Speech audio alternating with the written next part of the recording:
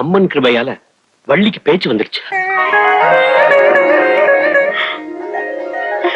இதெல்லாம் உங்க கிருபைன்னு தான் சொல்லணும். எல்லாம் அம்பாள் அனுகிரகம் தான். அப்ப நான் புறப்படுறேன். உள்ள வந்துட்டு போங்களேன். பரவாயில்ல பரவாயில்ல, எனக்கு கொஞ்சம் வேலை இருக்கு, நான் அப்புறமா வரேன். வள்ளி, உனக்கு பேச்சு வந்துடுச்சாமா? என்ன ஒரே ஒரு தடவை அப்பான்னு கூப்பிடுமா? தங்கச்சி, ஓவாயால என்ன அண்ணான்னு கூப்பிடுமா? என்னம்மா பேச மாட்டேங்கிற?